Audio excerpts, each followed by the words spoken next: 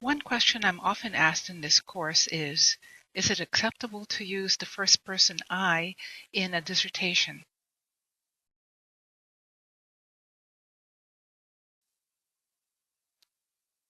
The answer to this question depends on the type of study you have. Using the first person pronoun I to refer to yourself as author and researcher is more common in dissertations that use the qualitative research methodology than in those that use quantitative methods because of the prominent role of the researcher's perspective and observations in qualitative studies. So here we have an example from chapter 3, the methodology section of or chapter of Yoshida 2005. And I quote in this chapter, I present the methodological framework that has guided this dissertation's data collection and analysis. I describe my overall qualitative approach framework and provide an overview of my data collection. Then I explain the context of the research, including the research site and participants, etc., etc. Close quote. Although the dissertation is meant to be one researcher's contribution, the plural form we will sometimes be used in engineering and the hard sciences when the dissertation was a part of a larger study involving a team of researchers, including the student. Very often in these fields, it's acceptable to use we when describing procedure, presenting findings and conclusions, and even when introducing the outline of the dissertation. So you will see that in this excerpt from Chapter 1 of Chung 2010, the writer uses the collective we in the first sentence to present a new approach.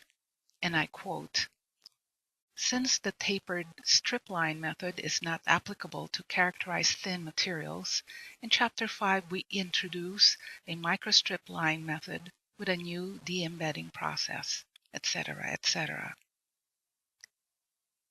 Further in the example, the writer uses we as subject to describe something that was done in the study. And I quote, we validate the proposed method by, close quote. So in answer to our initial question, yes, you can use I or we if you're in engineering and the hard sciences, but always make sure to check with your advisor.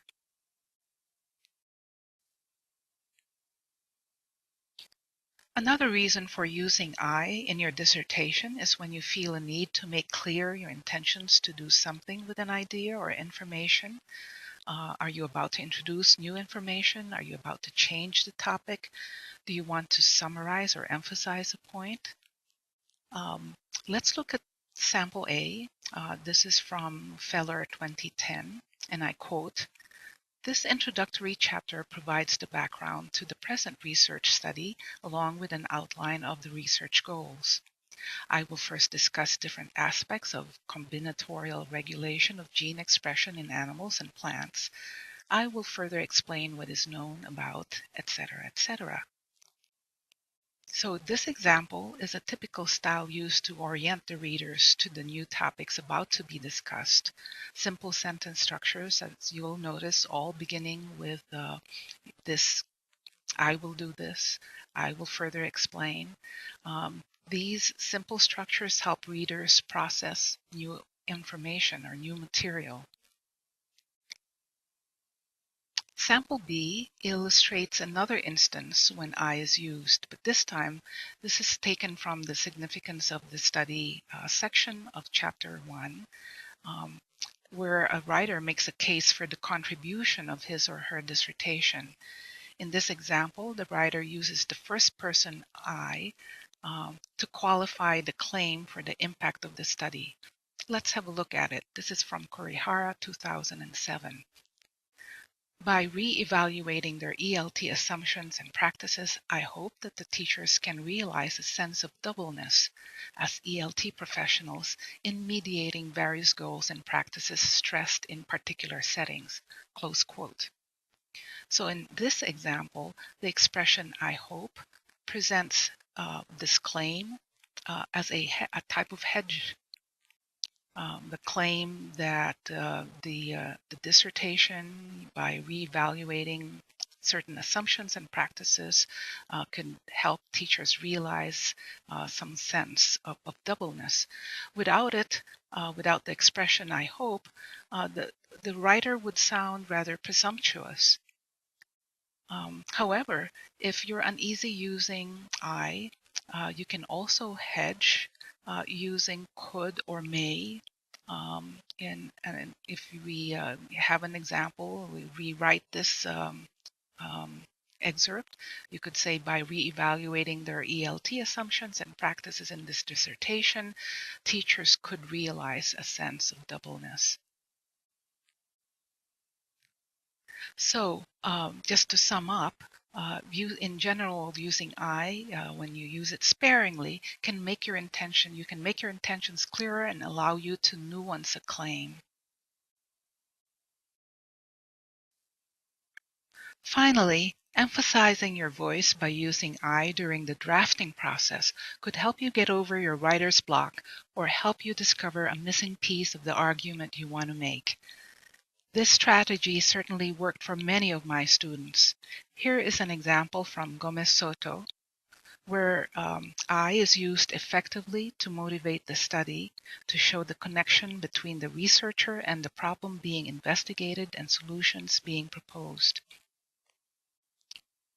And I quote, "As a financial examiner at the Superintendents of Banks and Financial Institutions in Bolivia, I had the opportunity to observe firsthand the potential impact of access to financial services on poor rural households. I was impressed by how a sequence of loans with initial amounts as low as $5 can be life-changing when productive opportunities exist."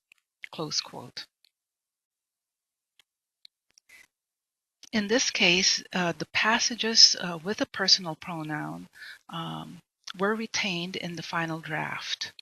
In other cases, I've noticed sentences with the "I" rewritten in the passive voice in the final draft. As you can see from our other set of examples, let me read this to you. In this dissertation, I focus on common features and patterns shared by the stories investigated. Close quote. This was revised to read, "This dissertation is concerned with common features and patterns shared by the stories investigated." As you can see, the passive voice refocuses the topic on the research, on the dissertation, rather than the researcher. So both the use of the passive and the use of the "I" are certainly acceptable. I'm trying to explain how using "I" in the drafting process could actually be of help, and that can be changed, of course, in the final copy. The choice may come down at the end to your field of study or your advisor's preferred style.